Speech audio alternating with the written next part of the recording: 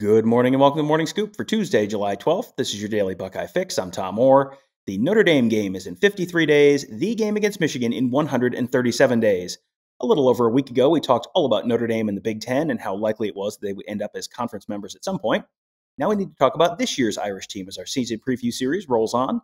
My guest today is Fernando Ramirez. He is the host of the Pot of Gold podcast and the Notre Dame beat writer for the South Bend Tribune. Fernando, thanks for being here again. Hey, thank you so much for having me again. Talking a little Notre Dame football. This is going to be a lot of fun, and definitely again, thank you so much for having me on. Yeah, this is a game that I think a lot of Ohio State fans have had circled on the calendars for a while. It is also kind of the start of a new era for Notre Dame. Now, Marcus Freeman coached in the Fiesta Bowl last year, but this is his first full season in charge. And he has said some things that have kind of ruffled a few feathers in Columbus since getting that Notre Dame job. What's the perception of Freeman around the Notre Dame program and the Notre Dame fan base right now?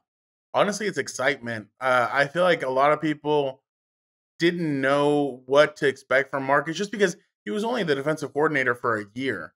So it was kind of like, hey, who's this new head coach? What is he bringing?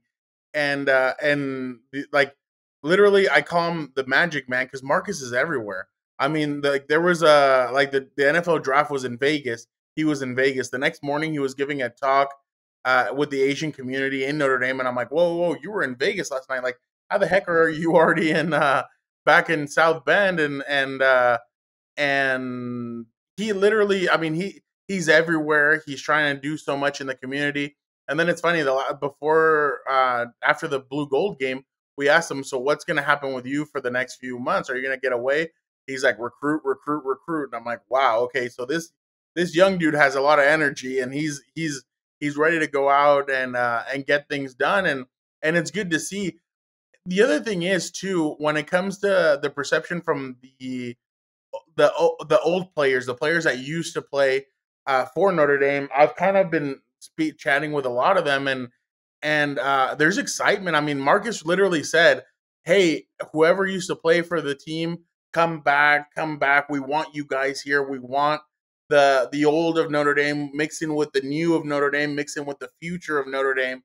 So he's been having guys like Jerome Bettis has been a big part of the Notre Dame football program. He went back to go get his degree, and some of the recruits would talk to Jerome Bettis.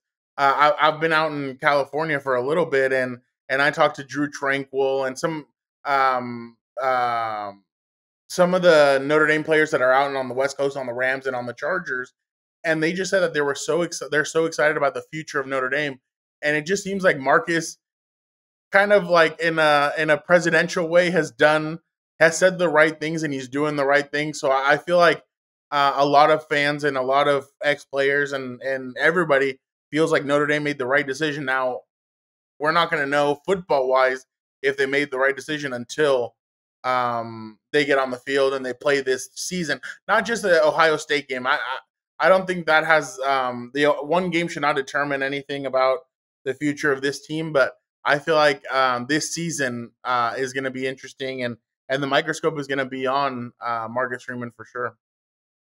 The microscope is always on the quarterback position as well. That's a spot where, well, first of all, I was looking through the depth chart and saw Ron Powlus' son was a backup quarterback there, and I just wanted to turn into dust. That was a little bit of a rude awakening that we're all getting older. But it sounds like at that quarterback position, Tyler Buckner may be the guy who's out front right now to be the starter, but it sounds like that is definitely not a settled situation there yet. What are you thinking might happen? Who's still really in that battle for that starting QB job? So obviously for the Blue Gold game, when they were doing their draft, quote unquote, I look over and I see Buckner walking in with a brace on it, not a brace, but like something on his ankle. And I'm like, crap, because I really thought that the Blue Gold game was going to decide who the starting quarterback was. So basically, the way that Marcus Freeman painted it and the way that Tommy Risa painted it, they want a quarterback who's athletic, who's a leader, who will not turn the ball over, and somebody who can move the chains. Well, moving the chains in athletic is Tyler Buckner. Drew Pine is more of the take care of the football, not turn the football over. So literally, I did a whole checklist of the things that they described, and I'm like, okay, Buckner, okay, Pine, and boom, boom, and it was an even split. And I'm like, dang, even for that, these guys can't give me an edge on one or the other. From the play that I've seen, though, Notre Dame should be a little bit nervous about their quarterback position. I mean, they have good they have a good play. Like, they're gonna have a good offensive line. And Michael Mayer, man, that kid, I've been watching him, Tom, and that kid to me is a top 15 pick, if not a top 10 pick. The dude is huge, but his personality is so awesome. He's such a fun guy to be around. But when he first got in, people called him Baby Gronk, and obviously he wears 87. Man, he plays like Gronkowski, but he has like the speed of Shannon Sharp, and it just he just feels like a mix of all these great tight ends. And he has like the hands of Antonio Gates in a sense, because Antonio could catch anything around him. So definitely he's kind of a good mixture of all these tight ends. But I'm raving about him. But the quarterback position really is going to be interesting because none of these guys have done anything to kind of separate themselves.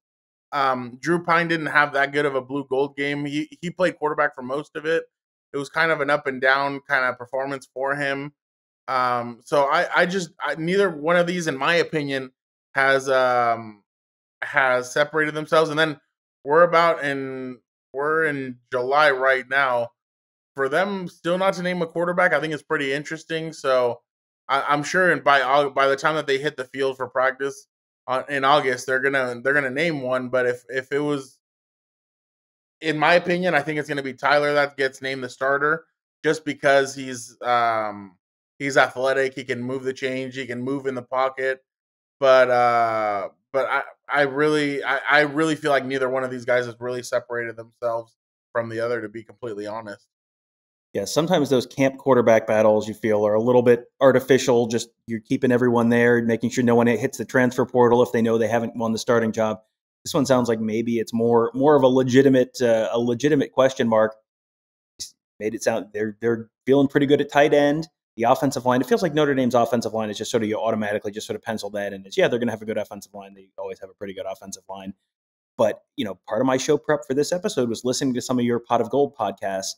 And you guys should definitely check those out to get a better, deeper dive on Notre Dame even than we're doing here. But, it sounded like when you guys were talking coming out of that spring game, you guys had some concerns about the wide receiver position too. I mean, I know Lorenzo Styles, who's the older brother of Ohio State safety Sonny Styles, he was a pretty good contributor last year.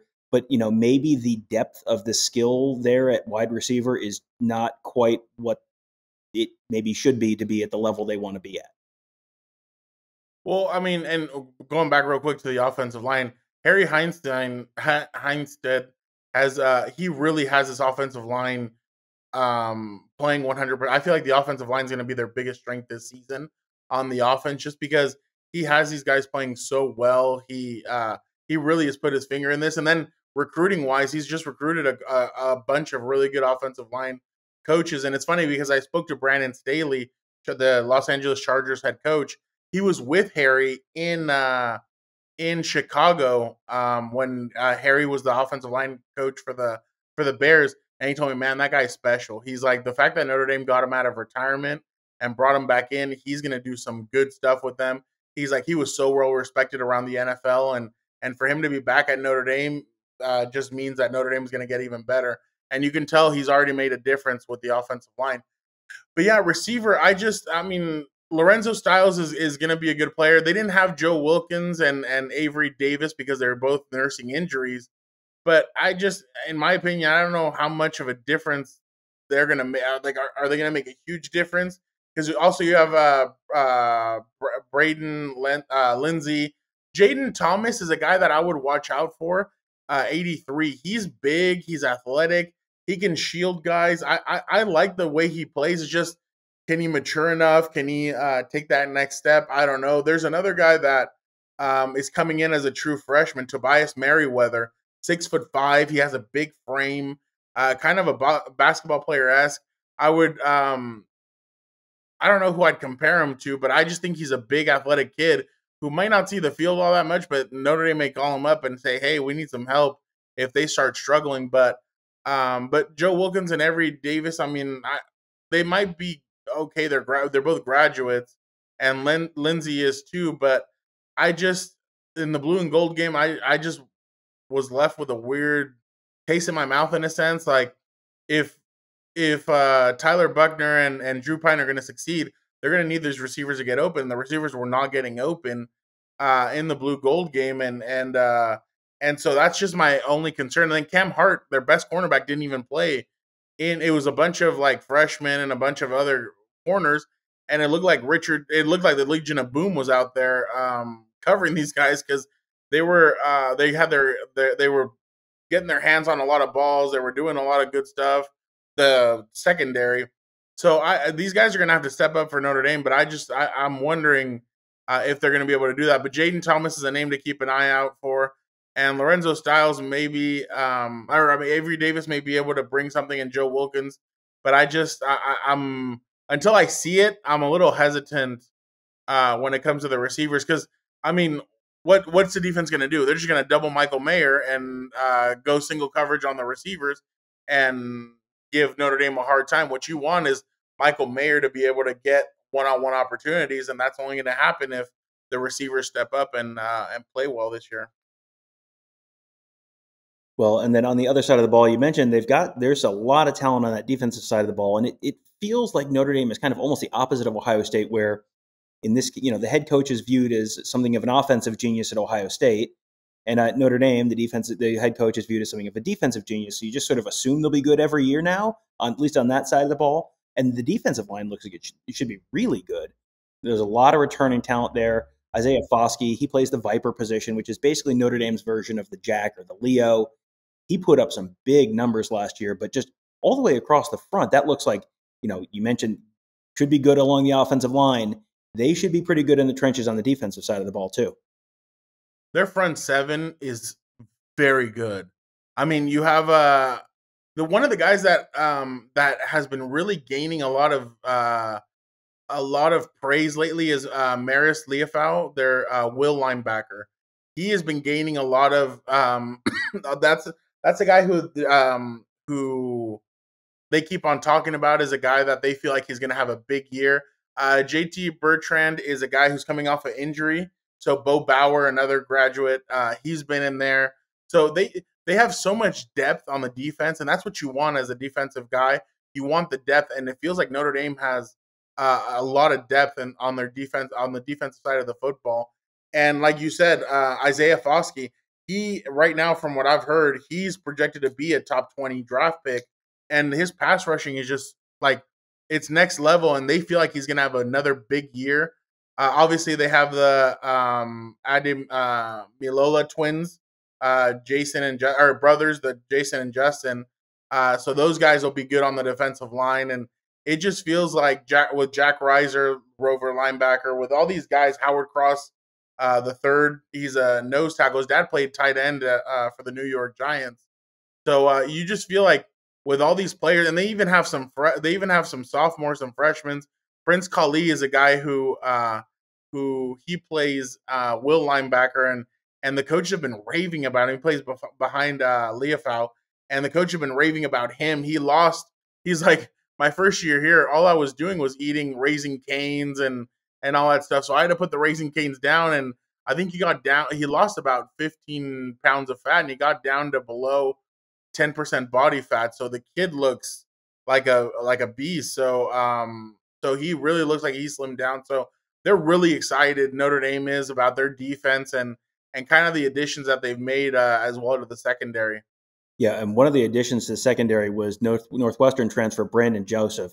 And that is someone who, Northwestern did not have a good year last year, but Brandon Joseph is a legitimate star.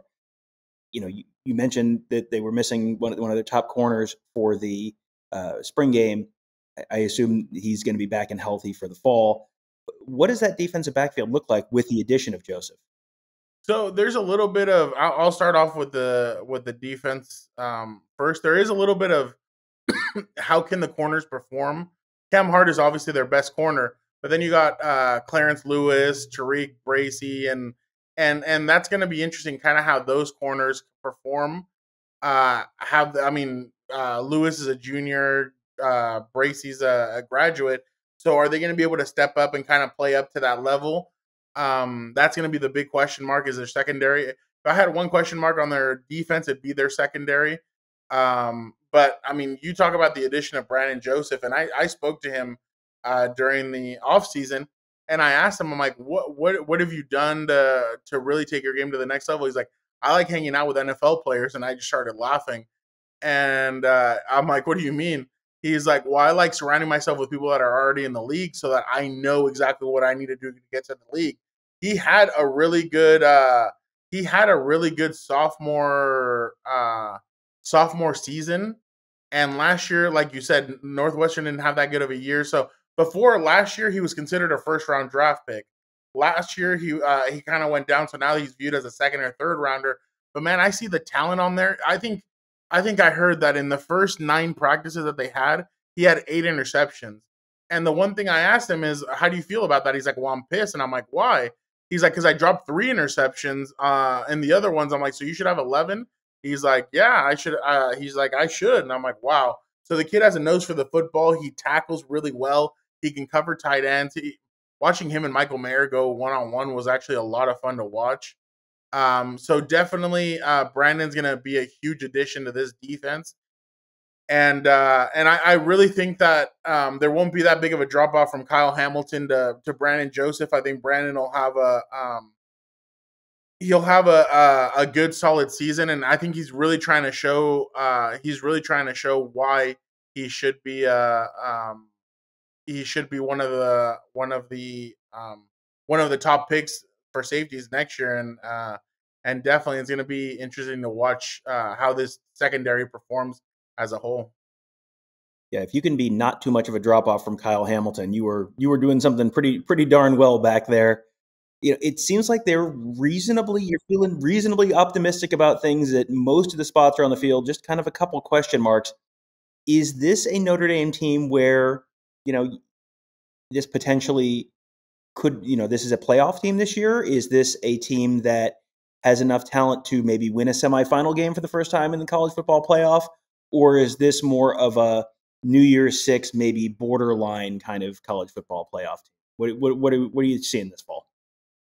The quarterback position really, and I mean, I'm not trying to knock Buckner. I'm not trying to knock Pine, but the quarterback position with the question marks on it, and I really, I'm really hesitant to say that they're a playoff team just because of that simple fact. The quarterback position, it just depends on it is the most important. It is one of the most. Cause I'm not gonna call it the most important because offensive line, obviously, you need a great Andrew Luck showed us. You need a great offensive line in front of you. So um, I feel like they could be, especially with that defense. If that defense swallows up swallows up all the offenses the way it kind of feels like they might. Well, I mean, except for Ohio State, that game is going to be very difficult. But I feel like they could be. But I mean, basically, who are you going to have in the play? It's going to be Alabama. You already know is going to be there. Ohio State, in my opinion, is going to be there. So now you have 2 spots open. They could definitely make it, but it's just going to really depend on. Excuse me. It's going to really depend on Tyler Buckner and Drew Pine, and if they're going to be able to get those guys there. But in the key places, offensive line, defensive line, and linebacker, they're really good at those positions. So I feel like they could end up making it to a playoff game. Now, winning a playoff game, that's always hard, just because they have not had success in any of the playoff games that they've played so far. So I feel like that might be a little bit more difficult. But with that defense, and if everybody can stay healthy, health is the first part. If they can stay healthy on that defense, then they're going to be able to make some noise. But I just don't know if they're going to be able to win a playoff game, just because I really have to see how the quarterback plays this season. And but I definitely think that there is some hope for Notre Dame, especially, like I said, with the kind of defense and offensive line that they have. Yeah, football always starts in the trenches, and if you're pretty strong on both sides of the ball, that is a very, very good start to potentially being a playoff team, and maybe even a little more than that. So this is definitely going to be a season and a summer, and then probably a season when Ohio State fans are going to be following Notre Dame a little more closely than normal. So if they want to follow you, Fernando, let people know where they can find you on social media, and then where they can find your work and your podcast. Appreciate it, Tom. Yeah, I'm at Real Left Ramirez. Like I said, Twitter, Instagram, and then ND Insider. obviously that's Notre Dame, but it's ND. Insider.com. You can find the podcast Pot of Gold with my co-host Mike Berardino, and then obviously we're both on the beat, so you can find our work there at ndinsider.com. Mike's done some good stuff. He just did a Title IX story about 50 years of Title IX at Notre Dame, and kind of how all women have really progressed and at Notre Dame. And then I wrote some pieces from out here in California from some of the players talking about Marcus Freeman and kind of what they envision for this Notre Dame team. Well, that is going to be one. We are quite literally counting down the days to that game on this podcast every morning. So definitely one that has been sort of front of mind for me and for probably the rest of the Ohio State community and fan base. So yeah, that'll be a fun one. Definitely looking forward to that game. Should be one of the more anticipated games in Ohio State non-conference history. So that'll be a lot of fun to look forward to that, and then to finally get to watch them hit the field in just over 50 days. Hard to believe we're just a little over 7 weeks away. So that'll do it for today. Thank you guys all for joining us. Have a great day. We'll talk to you tomorrow.